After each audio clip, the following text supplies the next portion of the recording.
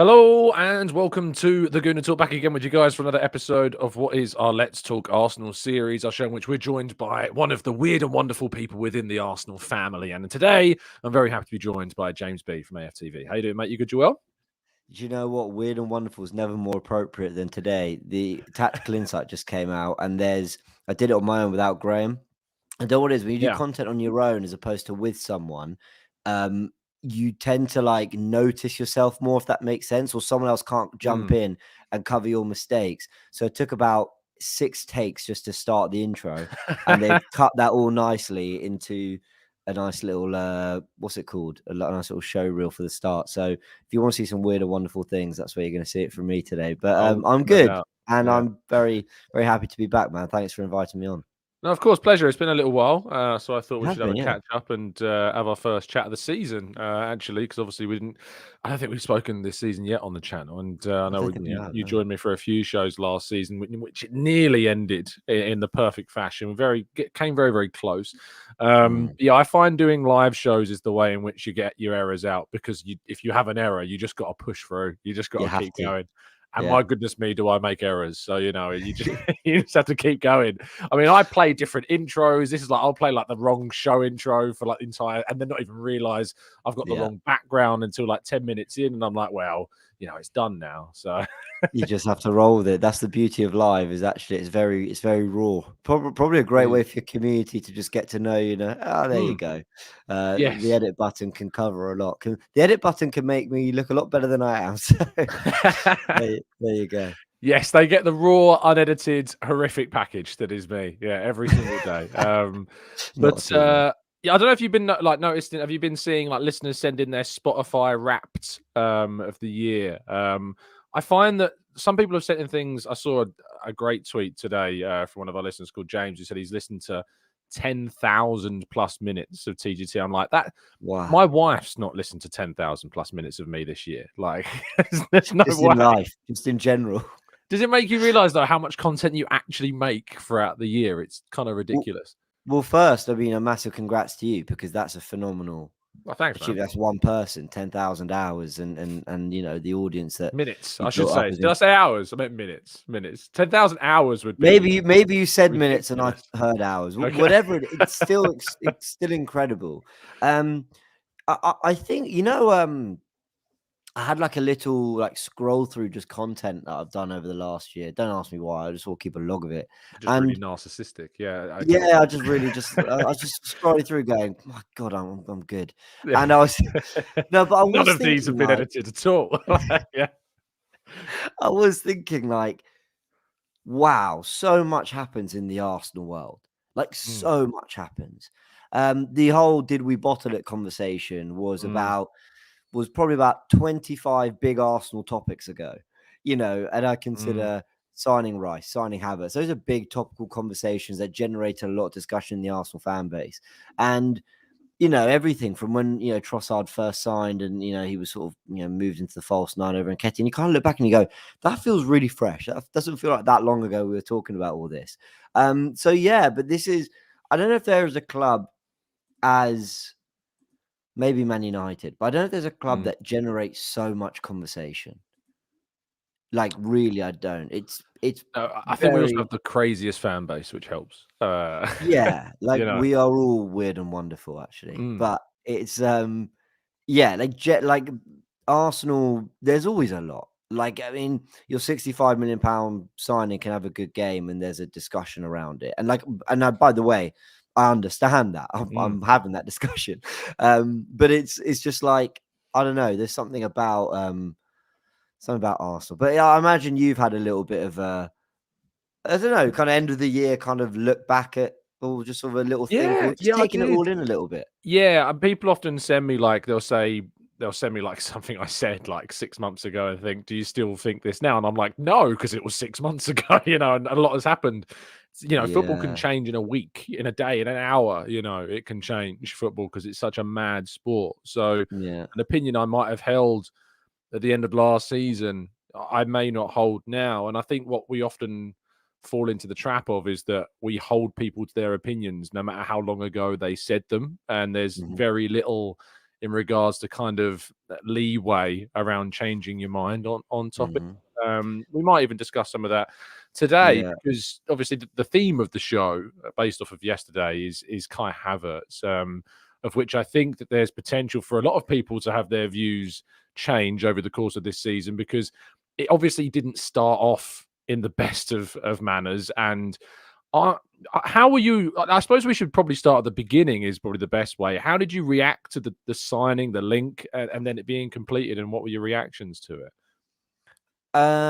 This was very much a heart and head thing, because I think I felt deep down I wasn't excited about this. I didn't understand the 65 million going on a player who I wasn't really sure what he was about. Even when he did have his better moments at Chelsea, I didn't really understand what we were getting. And then all the videos, all the breakdowns everyone did. We all did. I did one, you did one, everyone did one, Tifo, whoever, they all did breakdowns. And we all sort of had different ideas of what Havertz could be. And that's never a good thing, in just the sense that, Yeah. I mean, maybe it Yeah. is in the element of surprise, but also not in a, if you're spending 65 million, don't you want a bit of clarity? Like, hasn't Declan Rice been, maybe he's been a level above what we expected, but he has been exactly what we thought he would be as a player in this squad. Yeah, and more. And then there are other players that were moving for less money that I thought we could do with any of them. But my heart was like, but my head was thinking, let me listen to the experts. And what I mean by the experts, well, Mikel Arteta's one of them. So he wants him for a reason. I thought you were going to say, I chucked on the Gooner talk, and you know. Yeah. And I thought, oh, Tom sold it. But I mean, I couldn't ignore, and I still can't to today. I said this a week ago on Forever Arsenal. This was when he still wasn't looking that good for him. I said, well, Bayern Munich wanted him. Like Thomas Tuchel, who's raved about as a manager, wanted him. Real Madrid and Carlo Ancelotti, who have the highest of standards as a club, wanted him. He starts for the German national team, albeit at left back right now. Yeah. Chelsea signed him. 65 million pounds we spent. Gary Neville on the overlap saying he believes there's a talented player there. I thought all these people who know football are telling me to take this signing seriously. So I've always kept an open mind. But my initial reaction was, I'm really not sure about this one.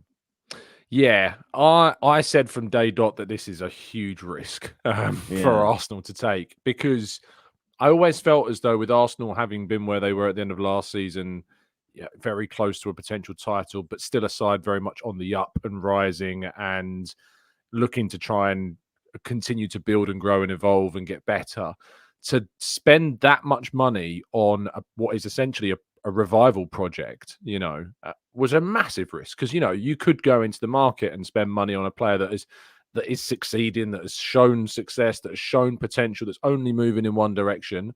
You look at City with Doku, for instance, which ironically, I put quite a controversial tweet. You might come on to that. Did you see it? Did you see that tweet? Yeah. It was, yes. I thought, good luck to Tom's mentions tonight. It was one, to be fair, later that evening, he did score the winning goal against Brentford, when I was like, thank Christ he did that. Yeah. I could have been in a lot of trouble. Then obviously he scored again in midweek, which really, I feel like I'm going to quote tweet it now every single time he scores or assists. Trust me, I will stick to that. But yeah, I felt as though that 65 million could have easily been spent on someone that was clearly up and coming and improving and going in one direction. And instead, we chose to invest it in Havertz, which was always going to be a big eyebrow raiser. And I think certainly one which is, for Arteta's biggest critics, really after a season where his critics couldn't really say that much, because he surprised everybody with competing for a title with the squad and the business that we'd done in that summer. And then obviously some of the other business like Declan Rice as well in this summer. It really gave something, I felt, for Arteta's harshest critics to latch onto and to think, right, if this doesn't work out, we can hold Arteta to the sword. And I for one, also thought that if Arteta is going to fall on a sword, the sword is going to be Kai Havertz. And thankfully, it seems that it's starting to go in a very positive direction finally. But I still think there were signs in those early days. I remember the Crystal Palace game. Yeah. I wrote an article after that game about his contribution in that fixture off the ball and what he did in terms of the tenacity that he brought, and clearly what Arteta was kind of instructing him to do as well. but it wasn't obvious to everybody. Yeah. And the thing is, a £65 million signing is you kind of want it to be obvious, don't you? Yeah, you do. Like, I mean, obviously, £105 million for Declan Rice, you definitely want it to be. But I think it took us by surprise how quickly that has looked a bargain. I can't believe we're saying that about 105 million. Yeah. We Whereas with absolutely Havertz, shafted West Ham. Yeah. I can't believe I got annoyed at their negotiation. I I can't know. believe it. I know. It How turns rude out of we me. swindled them. Yeah. Completely swindled So them. Yeah. very rude. I'm sorry to any West Ham fans watching this. Yeah, we got that wrong. I've scared them all off by now. Don't worry. They're Yeah, well, done it. Yeah. I think we probably all have. With Havertz, it's not 100 million, but like it's an exceptional fee that, yeah, there was an expectation of something quite quickly. But I thought with the football we played last year, I thought we would see him look comfortable on the ball quite quickly, at least, whatever position. And the off the ball would be interesting because that's what Chelsea fans warned us about. And I can't believe it's been the polar opposite. I've actually been convinced about him off the ball since day one at Arsenal. Like pretty much every, and I'm talking beyond pre-season. I'm talking competitive fixtures. I've never had a problem with his commitment. Into a tackle, putting his body around, positioning. We don't look like you can cut through us. Even the mistake against Man United that led to their first goal, that was an on the ball thing. Off the ball, you don't look like you can walk through us, and you think losing Granit Xhaka might be a problem. Part of that is to do with the way Arteta's reshaped tactically, which we've all talked about. So that's great. But then on the ball, I've been really quite shocked is a strong word, but I've been quite shocked like how far off the pace he has looked on the ball compared to everyone else. But I thought against Brentford in his cameo, forget just the goal, I thought he looked quite neat and tidy and did all the basics, which is all I asked for a sub. Come on, look like you belong in the game and then try have an impact in a big moment. In this game against Lens last night, I thought he looked like better than others on the ball and really at home. I thought he looked like he belonged there, and that was great. The goal's fantastic. That's great. But my favorite moment was winning the ball, taking a touch, and rolling into Martinelli for Saka's goal. That is good midfield play. I won the ball. I drove into space. I fed my forwards, and I just want to see more of that. I'm not even asking him to look like a £65 million player. I think that £65 million, you'll decide whether that's worth it in maybe 3 years' time. What have we won? What part did he play in it? Whatever. I don't think he's going to be a huge output man or a difference maker. But if he can be that guy who keeps things ticking in midfield, and maybe I'm lowering the bar, maybe I hold my hands up, maybe I'm doing that for him. But that's what I need to see at the moment. I thought he did that really well against Lens. Yeah, I agree. I think he's very measured in what he does. He's very calculated in how he operates. That the chance that you brought out when he lays it into the right hand side. In the ground, everyone was calling on him to shoot, like just shoot from range, just strike the ball from there. And whilst that would have been great to see him, have an attempt to go or whatever in that moment, but he is just so assured in what he wants to do. There is part of me that thinks if he's more confident, he'll take more risks, and I think that will take him to another level. Like there was a moment where, and I talked about it on the morning show, that Martinelli was running down the left hand side, completely free and clear, and Havertz picked up the ball on the left and saw him running. And then just went, nope, and passed it backwards. And I was just like, okay, even though you've got your goal and you're on your highest level of confidence you've probably been, still not playing that pass. And I want to see that pass played more from him. But it's just popped into my mind what moment. Yeah. Was that in the first half? I know the one you mean. Yeah. Yeah, because obviously I'm on the side with the press box, so it was on the other side of the field to where I was operating. But it was so obvious and clear what opportunity was there to play the ball, and he just didn't do it. And it's those. Sometimes I feel like he is too simple in what he does, but I think that's come from the fact that he's had a tough start and he's just wanting to get the basics right. He just want to build up from those basics, keep the play ticking over. Don't do something too crazy, too ridiculous, but pop up in the right moments at the right times. In the last week, he's done that twice and got 2 goals. So what more can you really want? He's got more goals than I think Rashford's got this season, which is kind of crazy. I think Rashford's got 2 goals this year. And have a Ballon d'Or contender then, are we? Indeed. I mean, yes, we're going to be papering walls with Havertz wallpaper, I can see very soon.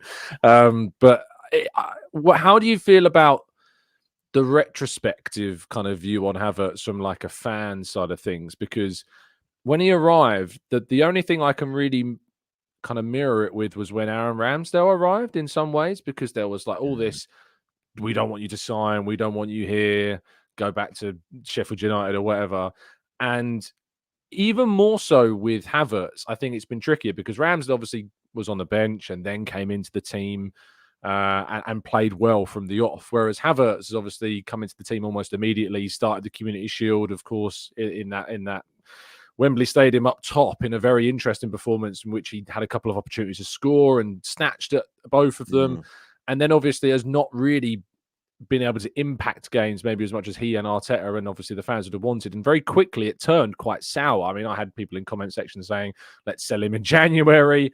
I've very unashamedly print screened plenty of comments of Arteta, of Havertz hate, so we can revisit them later on in the season when hopefully he's turned things around fully. But what have you made of kind of the view of him, the treatment of him, and how he's coped with that as well?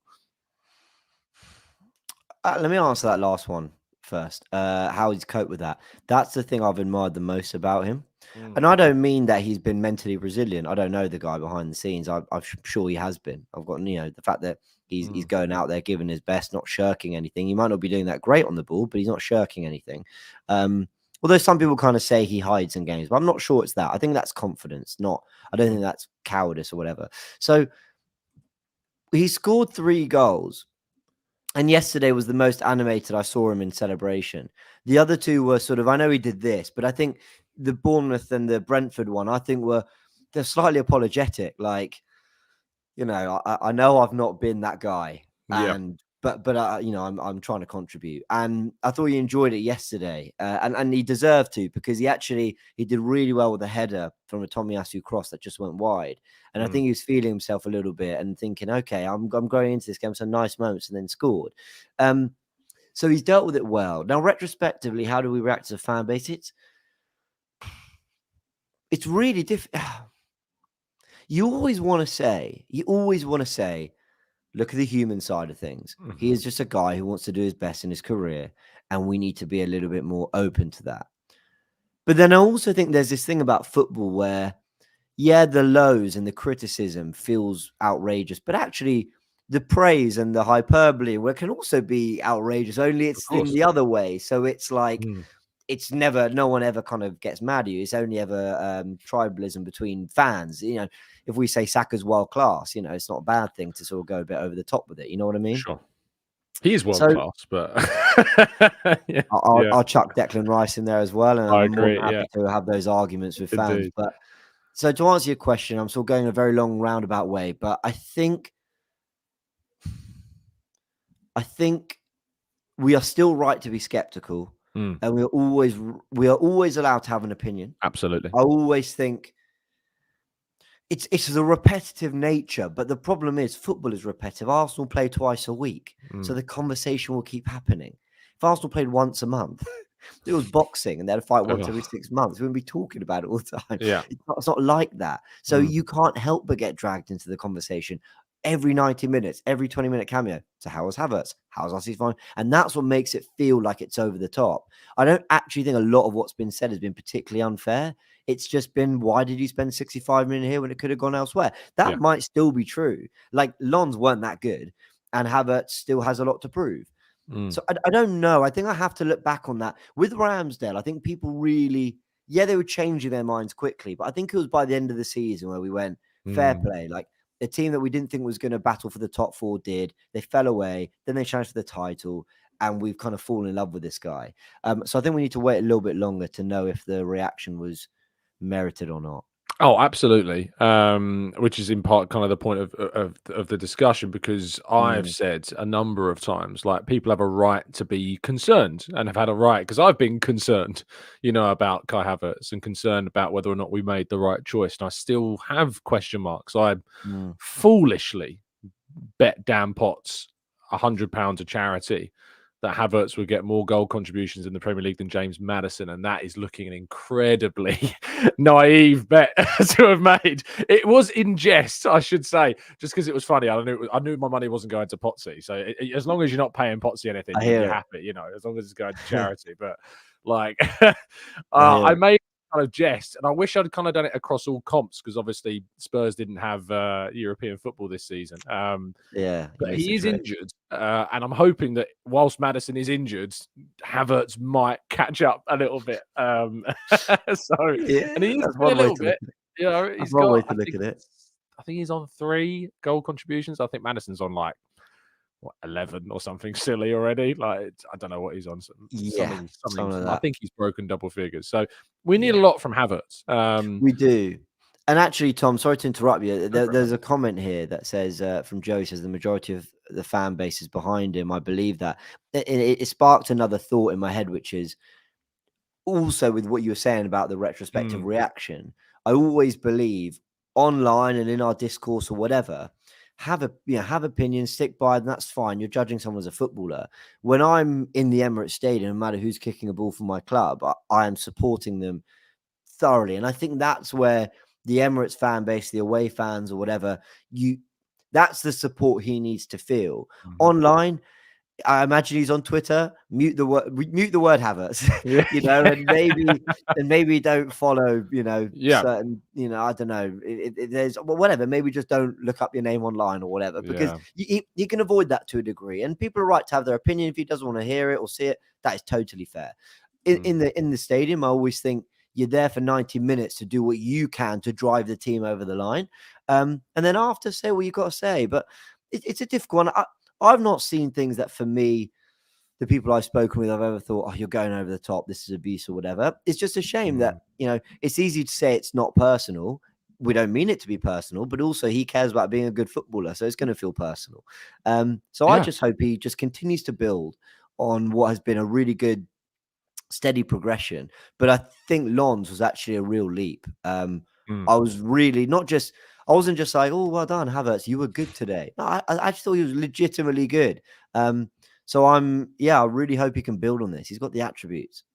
Yeah, I mean, on the social thing, like players without a doubt see stuff. I asked Jesus a question after the game yesterday about translating his Champions League form into the Premier League, and he didn't get 2 sentences in before he brought up those comments that he made during the international break that were taken out of context when he said goal scoring's not my strong point. And everyone kind of clipped those 6-7 words and ignored the entire 2 paragraphs he'd said before that to provide the context. And he went off on a bit of a rant talking about the frustrations with that. And that obviously, whilst he does mean that goals aren't his strongest attribute as a centre forward, it's because he talks about there being so much more to his game than just goal. Look, the players do see the stuff. They see when things go viral. They see when these clips and these quotes are taken and used in the wrong way to what they intended. So Havertz will, without a doubt, be well aware. I mean, I remember when he scored in the pre-season, and he tweeted, have that,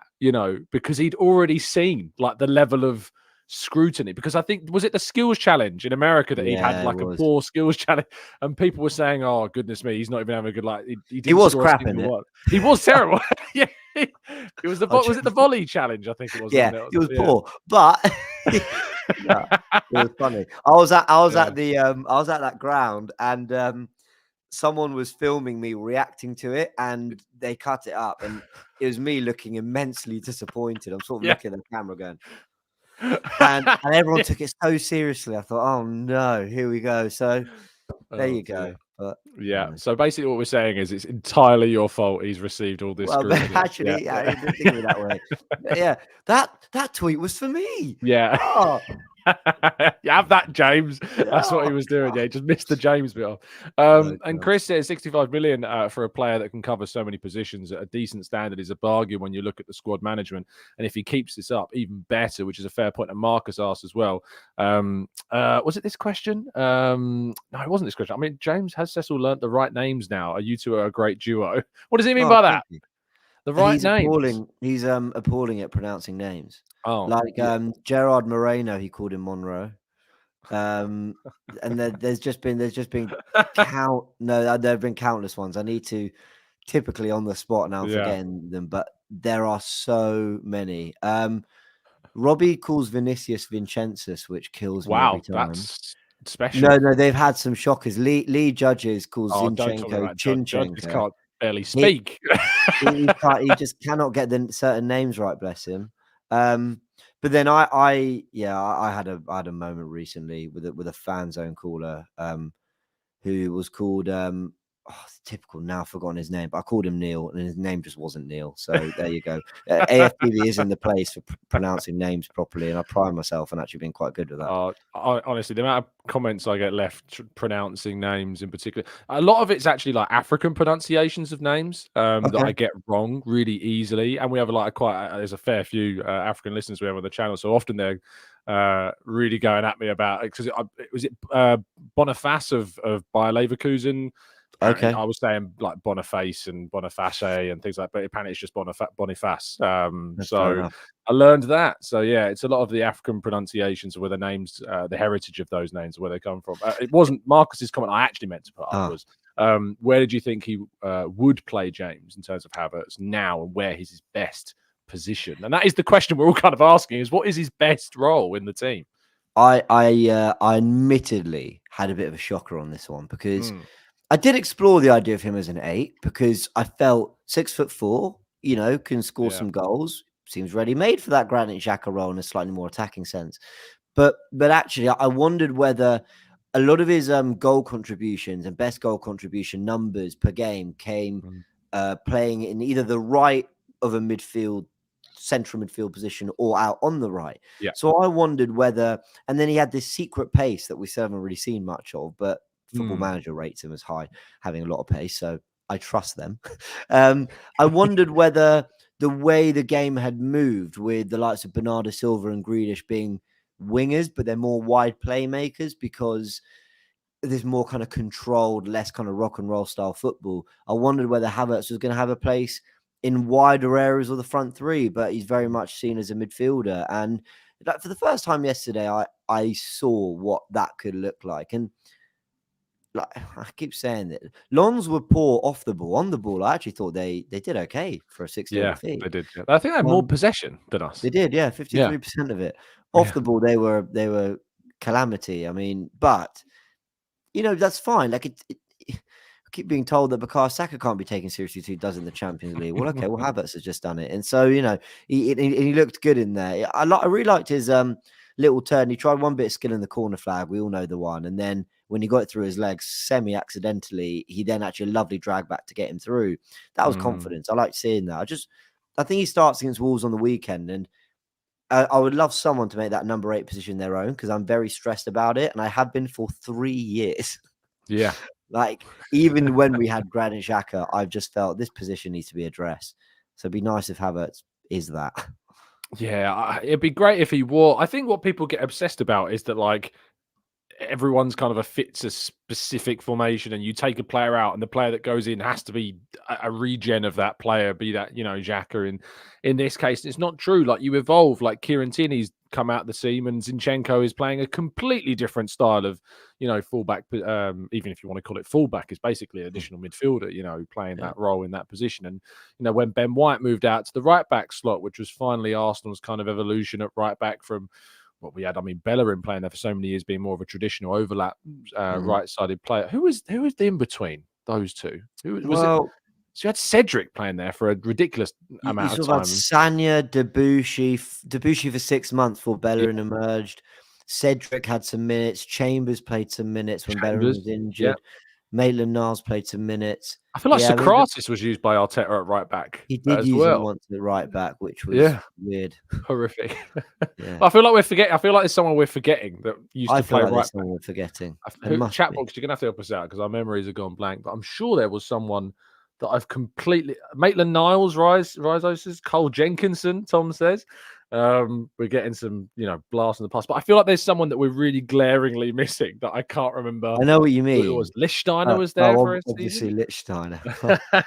I think there's someone that everyone's forgotten about. It was Bellerin, but he was just riddled with injuries. And I think after that ACL, he was never the same for me. No. Pre-ACL, he was a fullback I actually really liked. His pace was electric. But after that, he struggled a lot. Yeah, but people get obsessed with kind of the switching out of players has to be for a player that comes in and does what that person does. And if they don't do that role, it's like, oh, well, we've missed Xhaka or we've missed XYZ, And we did miss Xhaka a lot when he wasn't there, mainly because we just didn't have the depth in the midfield at the time when we lost him to replace him.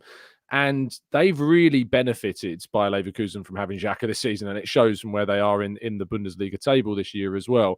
But Arsenal, of course, still sit top of the league, even without Granit Xhaka in this squad. And Havertz is now contributing significantly to the reasons why we're top of the league with that goal against Brentford, and of course with his contribution we saw in the Champions League this week as well. So I think we are coming out of the other side. How confident are you that this is going to carry on? This is this is the most. I'm going to use the word excited, but that doesn't mean I'm excited. If there is a tether of excitement, I'm really excited.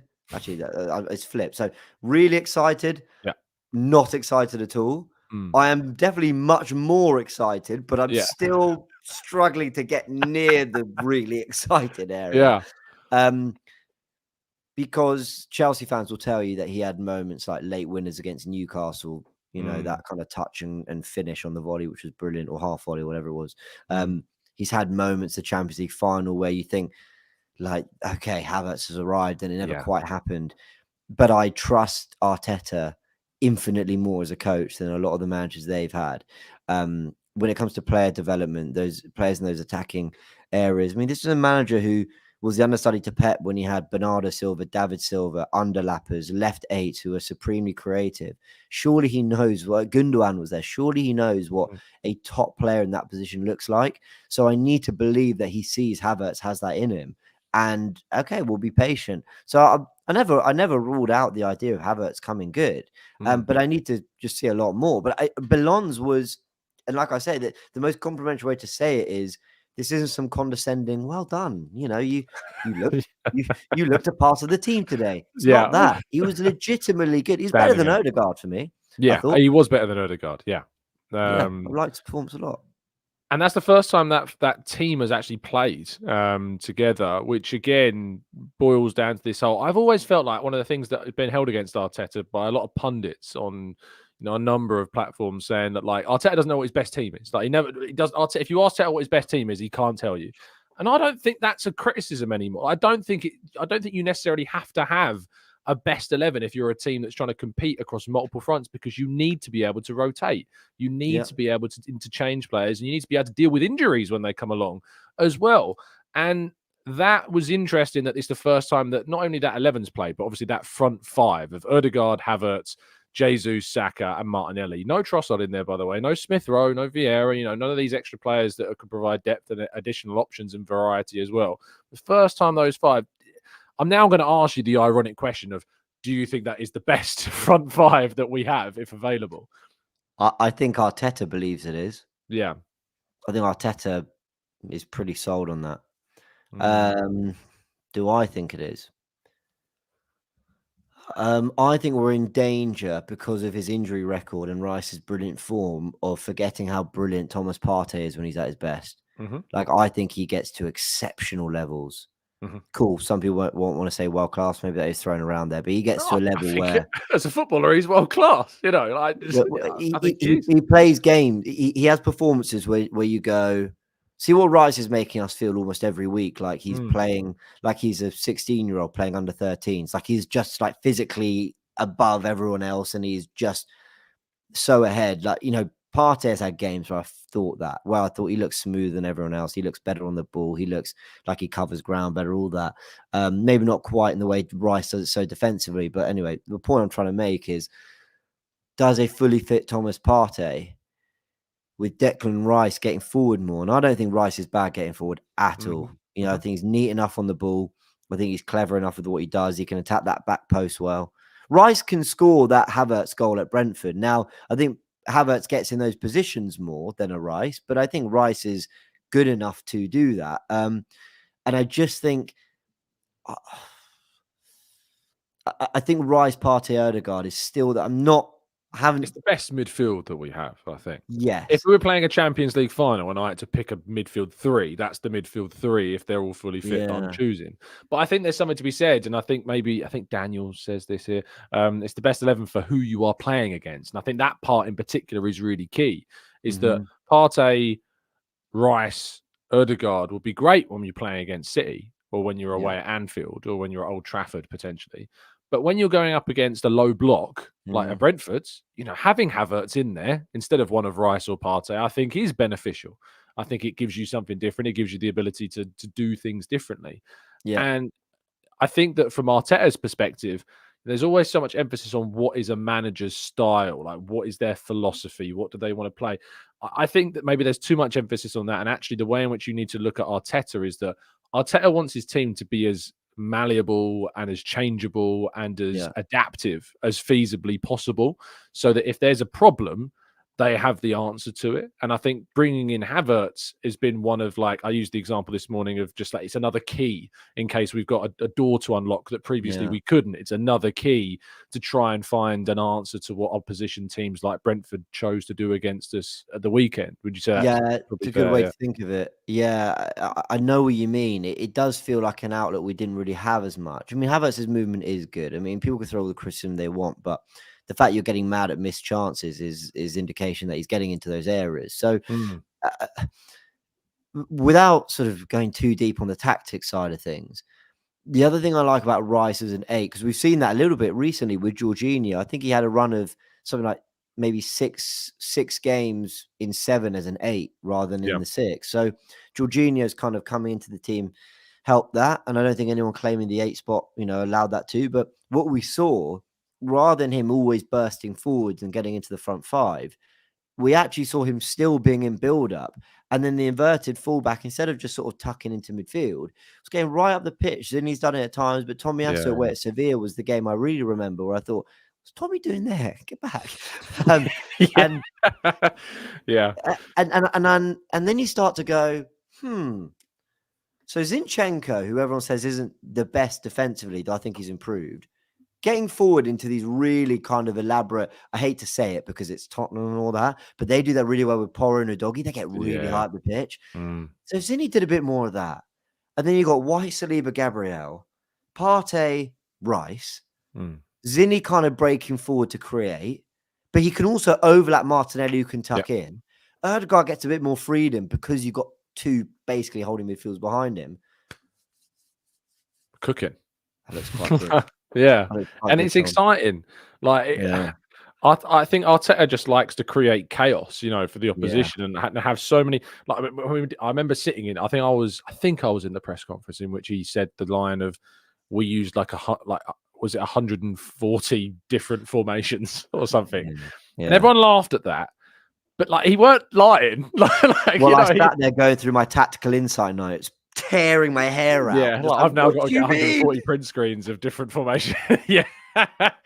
But he's not wrong in the sense of, like, you see players popping up in all different. Like last night, Martinelli had a shot that hit the side netting. It wasn't the left side netting. It was the right side netting. He popped up on the right hand side, ran through that right half space, and probably should have squared it, to be fair to Jesus. But it is that chaos. It's that unpredictability that will make a team so hard to deal with. And that's why City have had so much success because, Guardiola has continuously evolved that team so that Bernardo Silva's was a right winger when they signed him from Monaco. But he's become this amazing attacking midfielder that's just ghosts into these different positions on the field. Mahrez became a player that, despite being, an archetypal inverted right winger, again, became at times a second striker, for them, and would pop up in the box as a number 9. And Phil Foden, of course, has so much versatility in his game. De Bruyne, of course, played, almost as a false 9 for so much of so many seasons for them as well. And even though Erling Haaland is now very much the focal point, and I've often talked about how that he's bottlenecked that Man City team at times, that he has evolved as a striker as well, and he brings in other players where he didn't do it as much at Borussia Dortmund or at Salzburg before that. So it's Arteta. It's really boring when you do the whole, well, Arteta's, doing what Guardiola's done, and there's those parallels, but it's not boring when it's true, because it is there. He recognizes that the most successful team of the modern era have been any side managed by Pep Guardiola, basically, which I still struggle whenever anyone says, well, Guardiola only, he needs money to win. And I'm like, he doesn't, You know, it's like saying, it's like using the phrase of why take a chance when you can take no chance at all. If you've got the money, spend it, you know. And however City have got that money is a discussion for another day, of course, whilst they go under these alleged investigations of those alleged breach charges. But he's brought in those players, he's built that team, he's evolved it, he's changed it, he's dealt with, you know, constant different iterations of that 11, be it from when he was at Barcelona initially, like when he took over from Rijkaard and recognised that, Ronaldinho might have been the best player in the world, but he doesn't fit what I'm going to do. And if he doesn't fit what I'm going to do, we're going to, you know, we need to evolve from that. I know that I think he moved slightly on, but in terms of like bringing through Sergio Busquets and Pedro and integrating those players, signing players like Dani Alves and Sergio Ramos, of course. Sorry, not Sergio Ramos. Who was the guy that they signed as well? PK, sorry, as well from Manchester United. So it's that evolution that Arteta is establishing. Are you confident this season more so than last season that what we're doing is sustainable? These are really good questions because I'm having to pause with every single one. But that's why I get you on, because you don't go straight into it. You pause and you think rather than just go. Might be quite boring for your audience. You're like, get on with it, mate. So, okay, cards on the table. I predicted us to win the league back when the predictions were done before a Premier League, a ball was kicked in the Premier League. It was based on the fact that I actually felt we had, bar a 30-goal a season number 9, I thought we had an incredibly complete squad, more so than Liverpool's. And I felt Declan Rice would be a real difference maker. And I felt that City's summer was a little overrated. Núñez I really rate, but I don't think he becomes the answer immediately. Kovacic I really rate, but Doku, raw but talented. Like I didn't feel they came out the transfer window stronger than they went into it. Arsenal I felt did. I know we lost Xhaka, but that's it. I felt with Timber in there, Partey, Rice, and whatever Havertz becomes, you know, the point is you have him over not having him. It's not going to do too much harm. So that was my main reason. I felt we'd made up the 5 points and more in the transfer window, and I felt the weight of the treble and all that. So I've forgotten your question now because I rambled so long. Do you think what we're doing is sustainable for the season, more so than last season when we fell away? Being really difficult to beat because you have a fantastic defensive structure is totally and utterly sustainable. It's not an accident. Like a team that wants to play in the opposition's half with a lot of the ball, having a superb defensive record is only a good thing. You can't say, well, we're parking the bus. You can't say, well, yeah, we're good defensively because we don't attack. You can't. No, we've taken a little bit from our attack, but we're not far off the top scorers in the league either. And we found other avenues. I take issue with this, you know, goals from open play. But hold on, but we weren't scoring from set pieces. You're all slagging us off for that. And we weren't earning penalties. You know, what penalties we had this season that weren't penalties? They're all Stonewall, all of them. You know, why do you get penalties? Because you've got in and around the penalty area with tricky players who are committing the opposition to making mistakes. The only the game we've lost, we absolutely shouldn't have lost. Newcastle never deserved the 3 points in that. So it's sustainable from I don't think we're going to fall far beyond this level. I think that is sustainable. Is it good enough to win the Premier League? Now, some people took issue with what Jamie Carragher said. I understood. I heard what he was saying. I agreed with him to a degree. Yeah.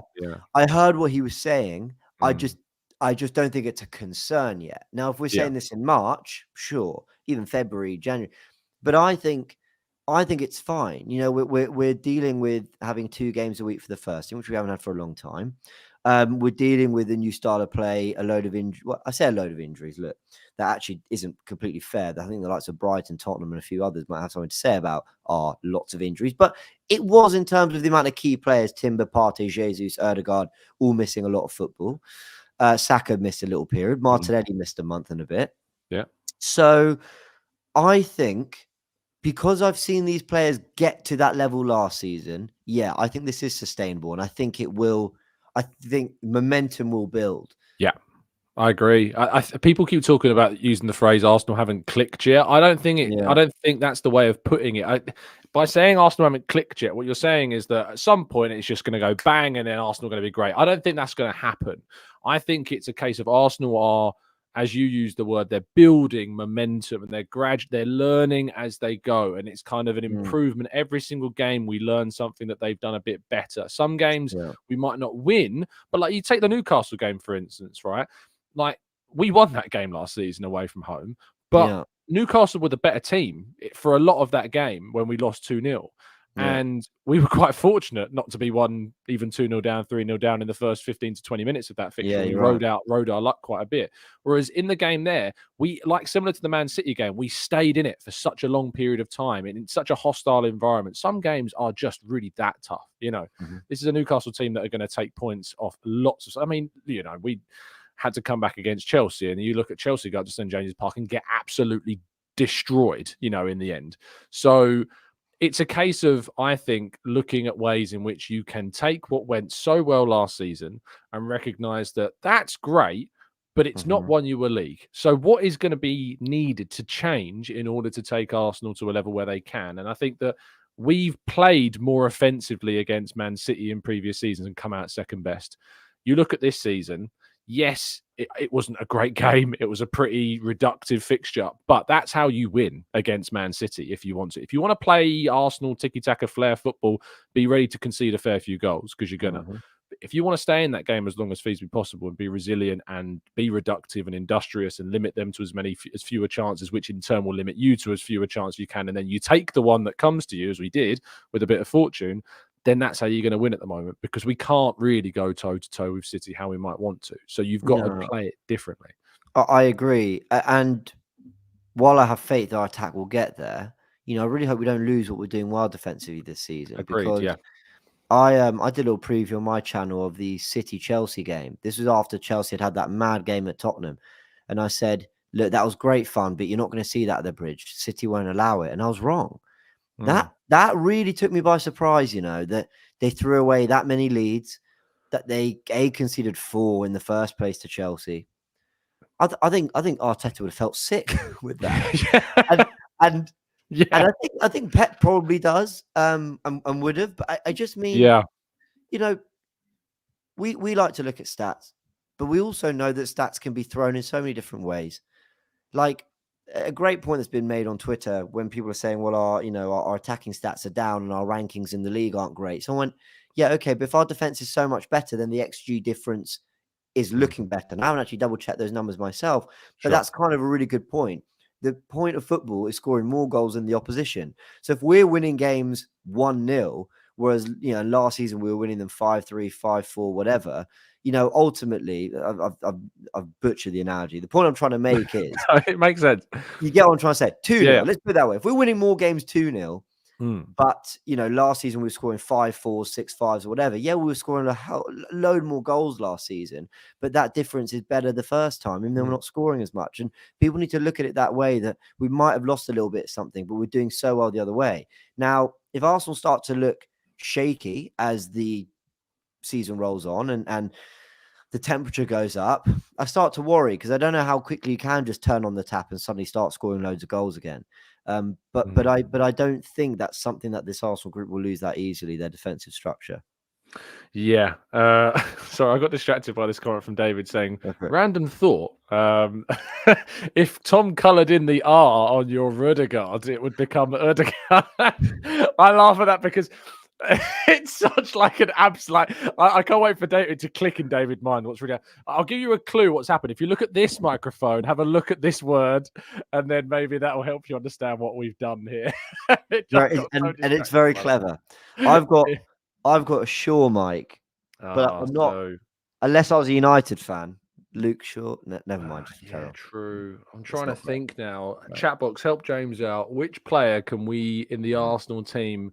Can you use that word? Will Shaw. Yeah, you could use Will Shaw. Yeah, that's very good. Yeah, I like that. I'm sure the chat box will have some of their own ideas as well as we go through with the puns coming through. Where were we? I've got completely distracted. Sorry, I just no, that's my fault. I went off a complete tangent. No, what was I saying? Yeah, so the thing is, like last season, we are still beating teams like you think about literally what we've just played against Lens, battered them 6-0. We battered PSV 4-0. We battered Bournemouth 4-0. We comfortably beat Burnley the other day. You know, Sheffield even though we beat 5. Sheffield exactly 5-0. The Sevilla home game, even though we won that 2-0, we were dominant in that fixture. Like they didn't get that a was a single look at 6-0, 2-0. it. Yeah. Was easily, it should have been way more. And Yeah. the thing is that the teams in which we've not necessarily, had the best of luck against, like your Brentfords of this world, they've played deep, they've sat back, they've looked to try and destroy what Arteta is building. But the thing, and that's the key to this season, is that teams aren't being mugs like they were last season, when we shocked and surprised them and you came out the blocks like no one ever expected. And, we really shocked sides as well. So I think, sorry, I got distracted by Curtis Shaw. I know. Curtis Shaw and Marouane Shawmack. Yeah. Fair, I'm liking these. Fair play to you. Geordie Shaw, when we're playing Newcastle, maybe you could do that. Yeah. There Yeah, you go. I like that. These are good. It's getting better. Shaw, Mac. Yeah, that's brilliant. But I think that the whole point is that when teams try and work you out, you have to evolve. You have to change. And if we'd have done what we did last season, this season, as people were saying, like, why can't we just go back to doing what we were doing? Well, because if we did, we wouldn't be winning the same way that we were winning those games last season. And I think that's why we had to sign a player like Havertz, because it gives us, as I said earlier, a different option, that variety to be able to give us. And did you notice, like, we are like kind of kicking the ball into the box a bit more than we have been previously? That's crossing, or just like, what do you kind of like? Not only crossing, but like early crosses. So think about Havertz's goal. The cross comes not from like adjacent to the penalty area. It comes from like an early. There was in the Brentford game, Trossard's header over when the ball was curled into him. That came from further back. Like, we're trying to usurp the deep block by like just pinging balls as a striker kind of nips into a bit of space. You're right. The Zinchenko ball to Saka for Trossard's first goal against Burnley. Yeah. He's very good at that, isn't he? No, I hadn't noticed that. That's a really good point. But I also think like Arteta just wants us generally to be a bit more unpredictable. Like, Arteta has a tendency to. There was a good call on AFTV the other day. He was saying that Arteta has lied to us about the Raya Ramsdale stuff. Without going into all that, sure. Essentially, the point is, he whole other podcast that. Yeah, cool.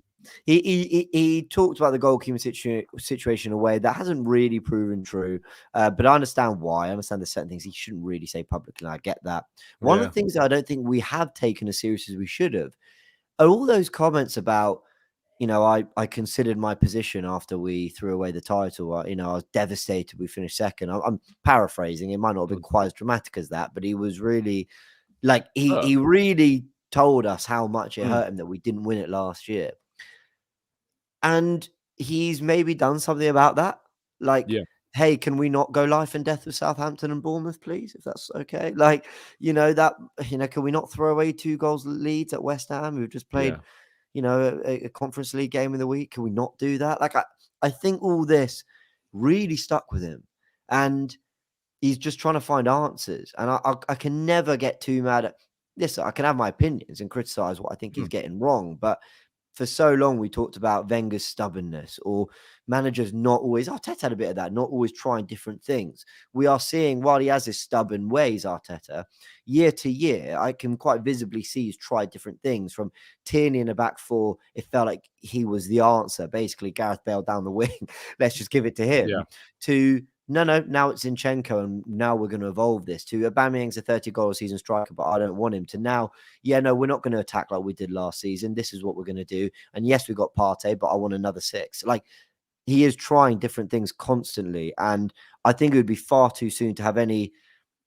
When we are in such a good position, qualified for the knockouts first, top of the league in 30th of November, we kick a ball in December, top of the league.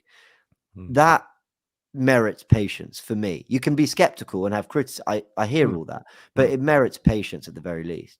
Oh, without question. Yeah. Like, I get people that, their classic line of, we need to raise our standards, we need to think higher of ourselves and, be frustrated when we not win the league. And I was frustrated when we didn't win the league last season, because we've given ourselves such a great chance. But I was shocked that we were even with a shout, because I didn't expect us to be there so soon. And now we are. And not only did last season happen, but we look like we're sustaining our credentials as a side that can go and push for a title. And that's what I want. Yeah. My expectation can't be Arsenal to win the league, because they're not my favourite. I can't expect a side that's not my favourite to win the title, because that would just be backwards. But what my aim is for Arsenal to challenge for it. My expectation is for Arsenal to challenge Man City and to try and give it absolutely everything and try and go as close and closer than they did last year. And who knows, that might represent us actually doing it and also doing better in the Cups. I want to see us go further in the FA Cup. That's I want to see us me. use this Champions League as an opportunity, because I do think there is something about this Champions League that is open, more open than maybe people realise. I was looking at the teams that have progressed from the group already. I'm thinking, there's not too many of them I don't fancy us against. You know, I really think we could give pretty much anyone a really good game. I remember under Arsene Wenger, you were like, well, we're going to get Bayern and get knocked out. And now I'm like, bring on Bayern, you know, let's see what happens, you know. See how we do. I think we're all intrigued by that. Sorry to hijack the show slightly here, but I wanted to ask you on the topic of Arteta. I raised this question. Do you think he's entering a little bit of I use the term villain arc, which isn't fair because we love the guy, but I mean, is he sort of doing like the metaphorical middle finger to everyone a little bit with the whole, you know, kind of dodging questions about Ramsdale after his performance against Brentford, with the whole bringing Kai Havertz to the fans quite visibly, with the whole, you know, saying he's going to reinvent goalkeeping, you know, explaining that it takes time with new signings. And there was another thing he did recently.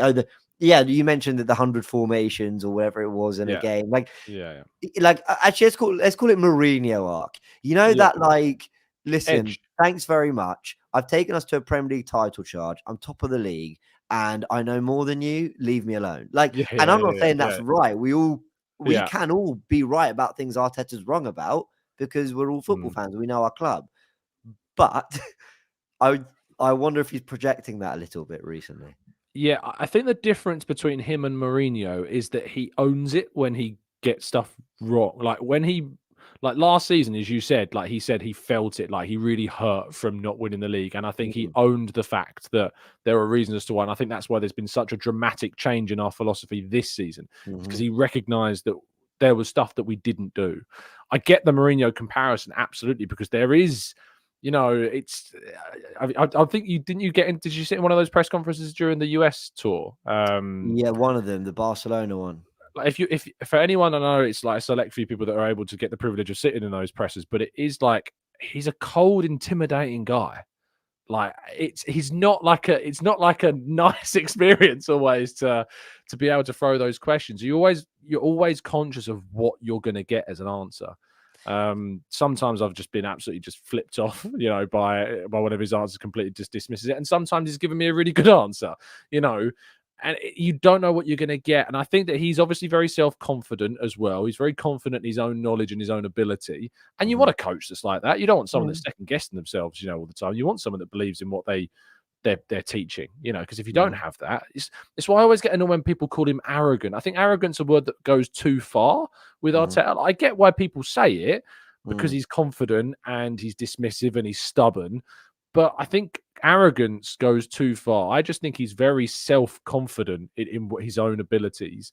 And I want a coach that's like that. The best players in the world have always got those traits, you know, of self-belief, that they don't doubt themselves and what they're producing. So, yeah, I absolutely think, Daniel says in the chat, he's calculated. He's very intelligent. He's a very, very intelligent, smart man. And he may not make always the correct decisions, and that doesn't mean, you know, smart, clever people can make mistakes. You know, James has made plenty, but you know, when it comes to like Arteta, that intelligence and that cleverness, I think, really has shone through during his early time with Arsenal. Yeah, I agree. And when we hired him, and this is from 4 years ago, so my memory might be slightly off, but you know, all the typical, you know, articles that came out about what he is behind the scenes, that people that know him best, and this total football freak, like the amount he reads. I remember Pochettino saying long before Arteta was a manager that he believed he would become one, because he just had this reputation in the game as a young up and coming coach that he was going to be sublime. Now, whether he becomes sublime, I think he's doing a fantastic job, and I love what he's doing at the moment. I wouldn't trade him at the moment for, you know, like Klopp and Pep they're the two I see as the creme de la creme of managers right now. I don't think I'd swap him for Klopp right now, you know. I think Klopp is better, but I get but you know what I mean. Like, what we need and what we have in this group, I get what you mean. Whereas a little part of me thinks does Pep take this current group, add 1 or 2 players, and basically just win it all? Like, I don't know, maybe Probably, not. yeah. I just wonder, but Yeah. he's just a freak himself. But with Arteta, you know, he apparently was such a student of the game. Watch tape after tape after tape. I think he has learned so much. He has been a player under Moyes. He's been a player under Wenger. He's been a coach under Pep. He has had a real footballing education from Paris to Rangers to Everton to Arsenal. Like, and he's pretty versed in like football in a lot of different ways. And I do wonder whether a little part of him, and I don't know if it's as conscious as this, but goes, yeah, I want this percentage of me to be Pep, but I want this percentage of me to be Jose, and I want this percentage of me to be Wenger. And I don't know. I mean, I don't know if that's how he possibly thinks, or he just thinks I'm going to be me and I'm going to learn. And but I just wonder whether he looks at what Mourinho did great in all his title wins. So you're going to think I'm a lover of Mourinho. I'm not, but you know, you've got to respect what he achieved. Yeah, without a doubt.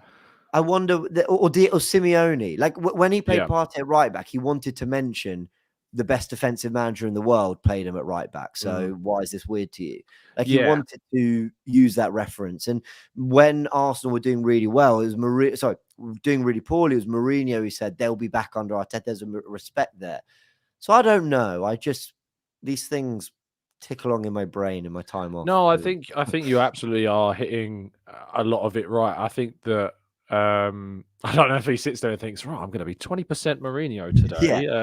And hide in a little laundry bin and go into the dressing room. No, I think I think a lot of Arteta's biggest critics have always called on Simeone as the guy they wanted to be Arsenal manager for whatever reason. I always thought that was a mistake because Simeone is, he's 100% Simeone. He is what he is. He's an enigma of a coach, and I think he's very set to Atletico Madrid. I think it's the perfect club, perfect environment for him. I don't think it translates not only to Arsenal, but I don't think it translates to the Premier League.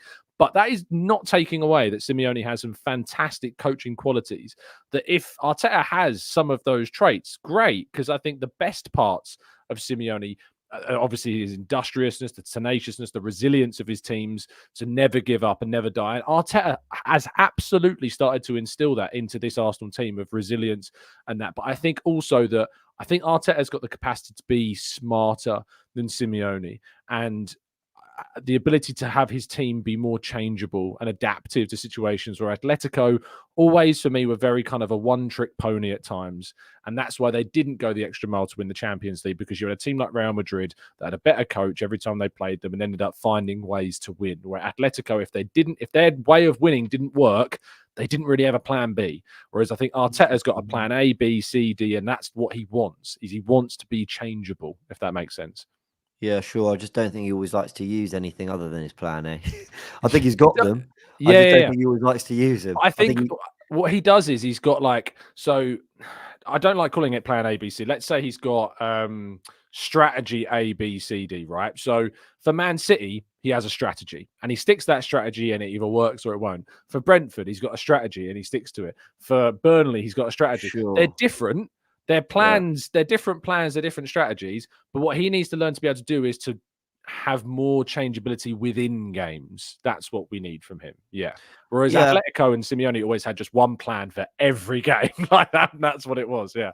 I always wondered why in games we needed goals, we didn't see Martinelli and Saka closer to goal. Like why we didn't see them tuck in more like a Liverpool front three than out wide like a Centurion's front three, if that makes sense. Like those are little things that I wondered sometimes. I've wondered why Smith Rowe can't come in on the left and tuck in and you get Zinni overlapping a little bit. But listen, I'm sure Arteta. No, but look, it's very easy to do the humble thing of, well, the manager knows best. But there are things that fans have called for that, he was very resistant to for a while. And then actually he does revert to it. And suddenly you go, okay, I'll give you mine, the one I always use. And if I ever meet Mikel, I won't tell him. But if he asks, I'll tell him. I'd bottle it. I've never understood Eddie getting the minutes up top over Trossard. No, I think you're so spot on. Like, never. I've really backed Eddie at times. Like, and I've certainly used statistics to back the argument. But if anyone says if you're starting a game and you don't have Jesus, who do you want starting up top, Trossard or Nketiah? it's Trossard every single time. Like, Every single time. On the eye, it's better. The numbers seem to be better. You know, and it's just incredible. It's like he reinvented the way we look at our front three with Jesus dropping in, bringing the wingers into play. And yet when he loses that key cog, he doesn't go to the next best thing until Eddie's injured. And then he starts 2 games of road trial. And guess what? Wins us the game against Burnley with his unbelievable set pieces and goal. You know, gets a goal to open the scoring against Sevilla. And you're going, come on.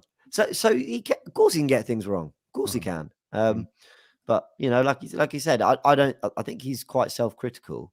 He might be stern. He's definitely stern. You'll know that more than me. But he's, you know. He's intimidating. Like, he's cold. Like, in some ways, he's not particularly likable as a character. Like, he's not as a rival fans don't like him. We love him. No, of course. Yeah, that's a really good way of putting it. Like, likable coaches, like Ange Postecoglou is a likable guy. Like, he's a likable coach. I don't think I'd want him as Arsenal coach because he's just too chaotic and too vulnerable with his philosophy. And I say Arteta's stubborn, but I think there's a stubborn element to Ange about what, you know, when he made that comment after the Chelsea defeat where he was like, we're going to play this way no matter what. And I'm like, yeah, I don't want that as my manager, you know, because you have to be able to recognize when things don't work and things go wrong and to change them. So I like Ange as a likable character and great for a press conference, but I don't want him as my manager. Like, I want Arteta over, you know, Ange any day of the week. On that Trossard point, by the way, like it was so perfectly put because he started the game against Aston Villa, started the game against Leicester away, started the game against Everton. And we won all those games, right? Yeah, I think we had 7 wins in a row with him in the team. I think it was. Yeah, he came off in the bench against Bournemouth. Sorry, he came off in the game against Bournemouth because he got injured in the first half. He played 22 minutes and then came off. We won that 3-2. He started the game against Fulham, got 3 assists. We won 3-0. He started the game against Crystal Palace, got an assist. We won 4-1. He started the game against Leeds. We won 4-1. He got an assist. He didn't start the game against Liverpool and we drew. He didn't start the game against West Ham and we drew. He didn't start the game against Southampton and we drew. He didn't start the game against City and we lost. And then he started the game against Chelsea and we won. So like, Trossard is just, he's just better. Like, and I'd rather he was starting when we have the option of starting him over. Completely and utterly agree. James, thank you so much, mate, for your time. I really appreciate it. We've gone slightly over, so I appreciate that. Great. Tell people where they can find you and what you're going to be up to. No, firstly, thank you for having me. I really genuinely appreciate it. It's been a while, so I've really, really enjoyed it. Thanks to the comment section, been fantastic. Some great name suggestions as well. I think Jack Wilshere and Shermack. No, was it Shermack? Shermack, Shermack. Some good ones in there. So fair play to you all. That was good. So I mean, I'm obviously on AFTV. I do have a channel which is, if you care about my thoughts on other football teams, I like to be able to move away from the Arsenal stuff and talk about just other thoughts I've got. It's just the channel's just called James B. So yeah, that's me. And like I said, thank you for having me. I've really enjoyed the chat. Absolutely, yeah. Getting a lot of love in the chat box. So thank you, everyone. I really appreciate it. Everyone that's listening. If you're listening on catch up as well, of course, leave your comments down below, and you get our thoughts. I'll get as many responses as I can to you guys on anything we've discussed today.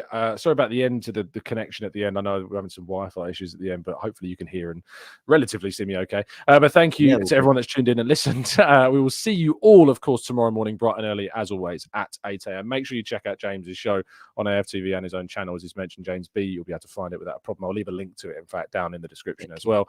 So thank you to everyone for listening. I'll see you again very, very soon. And as always, up the Arsenal.